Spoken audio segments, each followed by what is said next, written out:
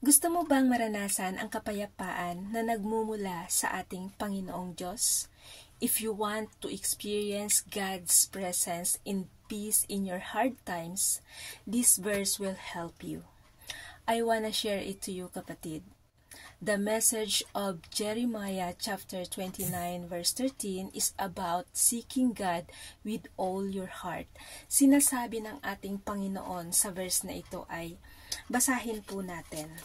Sabi dito ay, "And ye shall seek me and find me when ye shall search for me with all your heart." Sa Tagalog, kapag hinanap ninyo ako, ako'y inyong matatagpuan. Kung buong puso ninyo akong hahanapin. Binibigyang diin ng talatang ito ang kahalagahan ng pagkakaroon natin ng tapat at buong pusong pagnanais na hanapin natin ang Panginoong Diyos. At nangangako na ang mga gumagawa nito ay matatagpuan siya. Hinihikayat nito tayong mga mananampalataya na magkaroon ng malalim, tunay na relasyon sa Diyos at masigasig na hanapin siya upang maranasan natin ang kanyang presensya at patnubay sa ating buhay. Ang purpose ng verse na ito is to encourage us, tayong mga believers, to seek a deep at tunay or totoong relationship with God.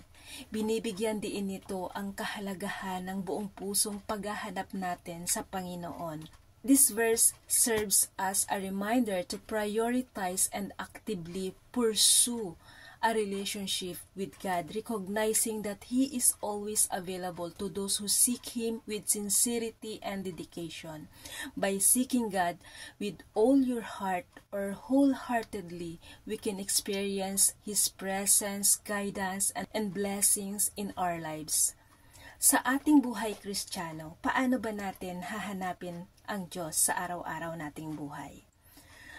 Ang pagsabuhay ng mensahe sa verse na ito, una, ito ay maaaring may kasamang paglalaan ng panahon para sa pananalangin natin or sa prayers natin. Pangalawa, pagbubulay-bulay or meditate of the Word of God. At regular na pagbabasa ng Biblia. Pangatlo, worship Him. The Bible tells us in Psalms chapter 100 verse 2, sabi dito ay, "Serve the Lord with gladness, come before His presence with singing." Napakaganda, no? Sa paghahanap sa Diyos ng buong puso sa mga espiritual na disiplinang ito, ipinapakita natin ang ating tapat na pagnanais na palalimin ang ating kaugnayan sa Diyos. Maaaring kabilang dito ang paghahanap sa kalooban ng Diyos, sa paggawa ng desisyon, paghingi ng kanyang patnubay at karunungan sa lahat ng aspeto ng ating buhay. Bukod rito ang aktibong paghahanap ng mga pagkakataong maglingkod sa iba, magpakita ng pagmamahal sa iba, at isabuhay ang ating pananampalataya sa pang-araw-araw nating buhay. Sa pamamagitan ng mga gawaing ito, makakaranas tayo ng mas malapit na kaugnayan sa Diyos at sa kanyang presensya sa ating buhay. I encourage you, kapatid, seek God first with all your heart. Tiyak God will change everything in your life or our life. Let's get closer to Him. God bless you, kapatid.